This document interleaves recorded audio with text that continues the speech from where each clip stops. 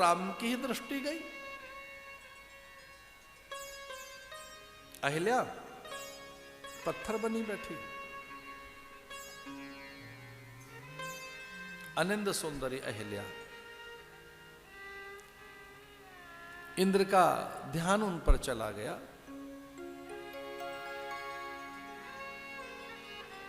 अहिल्या को कैसे छू सके, इंद्र के मन में व्याकुलता जगी। अर्धरात्रि के समय ही चंद्र से कहा, कुक्कुट बनकर, कुक्कुट कहते मुर्गे को, तू बांग देना, स्वर देना, ऋषि की आंख खुल जाएगी। उन्हें लगेगा भोर हो गई, वो गंगा स्नान करने के लिए जाएंगे, कुटिया सूनी होगी, मैं अहिल्या को छू लूंगा उस समय, मेरा साथ दे।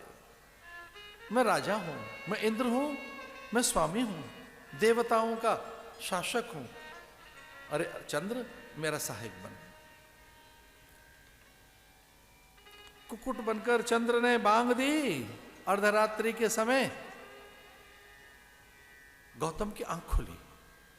उन्हें लगा ये क्या हुआ, मेरी तो आंखें अपने आप ही खुल जाती हैं ब्रह्म मुहूर्त में, प्रातः काल, लेकिन आज मैं सोता रहा, ये क्या हुआ। तो भागे गंगा के किनारे, और इधर इंद्र मुनि का वेश बनाकर, गौतम का ही वेश बनाकर, वैसी चिबुक, हनु, भाल, वक्षस्थल, भुजाएं, त्वचा, नख, रोम, वैसा ही उनका रूप, वैसी उनकी दाढ़ी बाल, वैसे ही वस्त्र, वैसा ही यज्ञोपवीत, उसी प्रकार का रंग रूप, आकृति, प्रकृति, वैसा ही उनका अनुरूप, समरूप, उन्हीं की प्रतिकृति, उन्हीं का पूरा पूरा प्रारूप। अहिल्या सुध खोई सोई हुई थी। अहिल्या के आंचल को उघाड़ा। अहिल्या अचानक जगी, बड़ी विचलित और व्याकुल हुई कि ये स्वामी असमय अकारण मेरा आवरण भंग कर मुझे कामासक्त होकर क्यों निहार रहे। ऐसा तो कभी करते नहीं। उनकी दृष्टि में ऐसी कभी काम की गति देखी नहीं। इतने व्याकुल विचलित होकर कि वो क्यों मेरा आवरण भंग कर रहे हैं।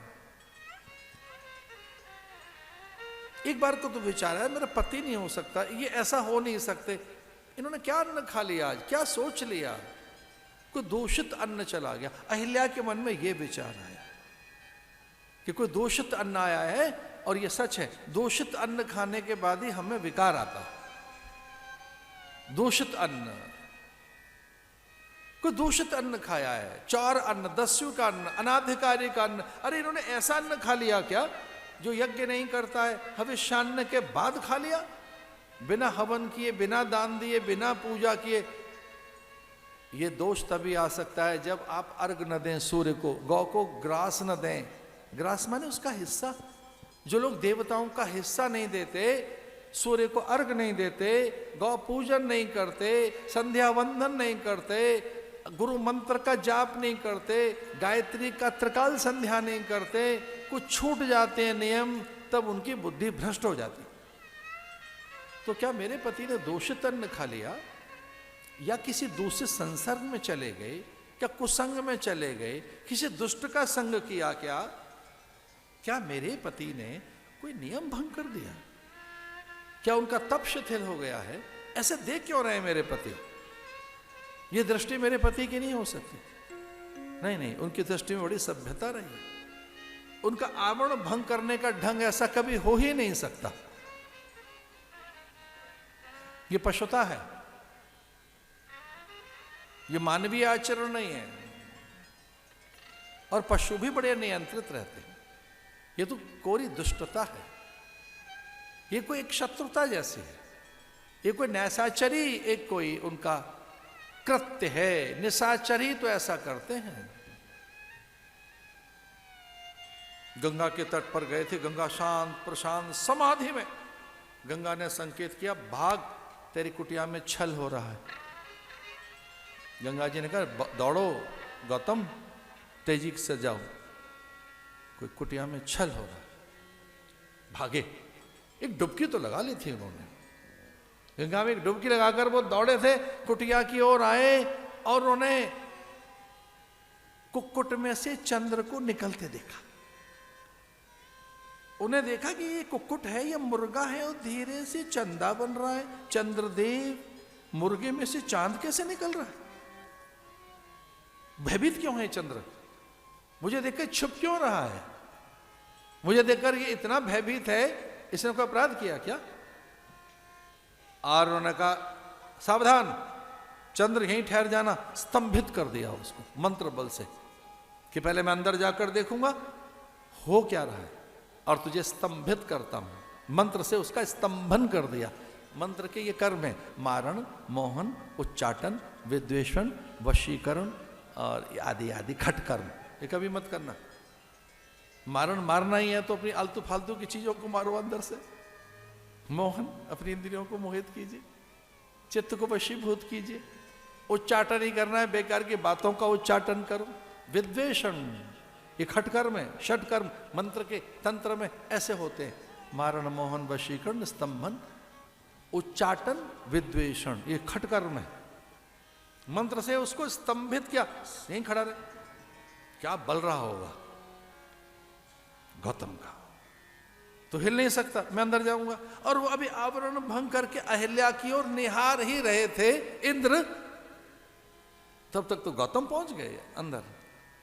और गौतम को देखा, अपने पति को, तो बड़ी विस्मित हो गई कि इनमें गौतम कौन है? सही गौतम कौन है?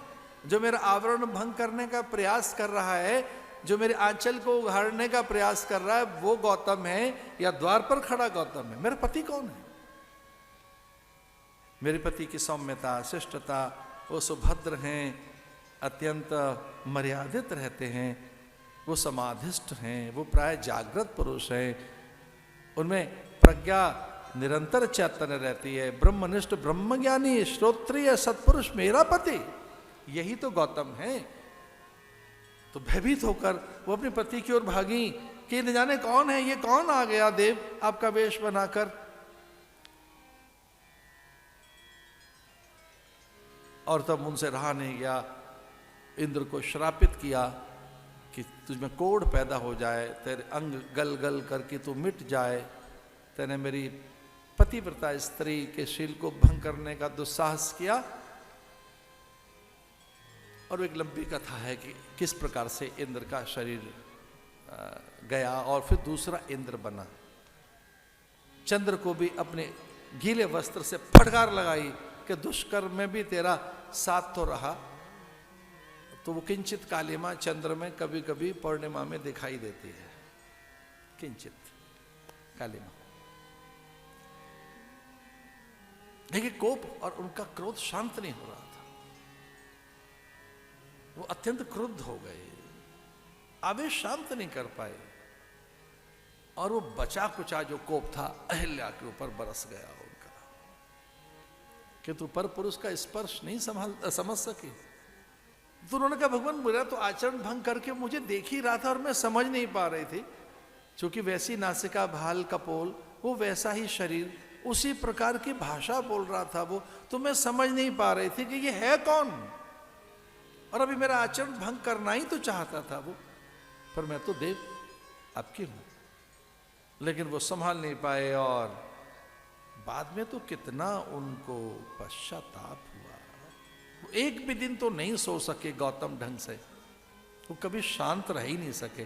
पर तब तक तो गौतम की जिह्वा से वो भयानक श्राप निकल चुका था, जा तू पत्थर की हो जा, यहां पत्थर बन जा तू, यहाँ कोई जीव जंतु नहीं रहेगा, फूल नहीं खिलेंगे, भ्रमर तितलियां नहीं आएंगी, याचक भिक्षुक नहीं आएंगे, कोई संत महंत ब्रह्मचारी योगी नहीं आएंगे, किसी देवता का तुझ पर ध्यान नहीं जाएगा, और हाँ हाँ यहाँ कभी कोई नहीं आएगा।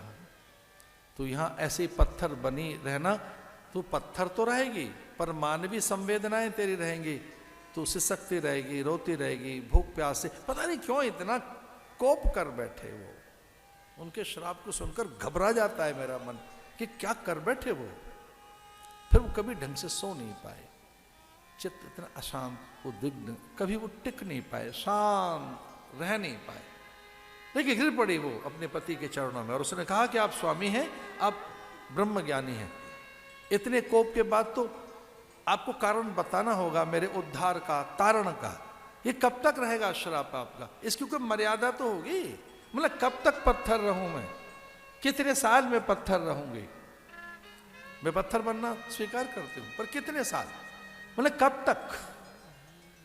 फिर कौन तारेगा मुझे? मेरा तारण कैसे होगा? मुझे पत्थर से कौन मानव बनाएगा? मैं फिर कैसे फिर से प्रकट हो सकूंगी और आप तक आपको कैसे उपलब्ध हो सकूंगी? मैं फिर कैसे आपके वामांग में बैठने का अधिकार प्राप्त कर सकूंगी? कब तक? उनके भीतर से करुणा भी जगी। फिर रोदन करने लगे गौतम कि अब तो जो मैं बोल चुका वो होगा, लेकिन परम कृपालु, परम करुणा निधान, करुणा के सागर राम जब इधर से निकलेंगे वो तुझे तार देंगे। राम तेरा तारण कर रहे हैं।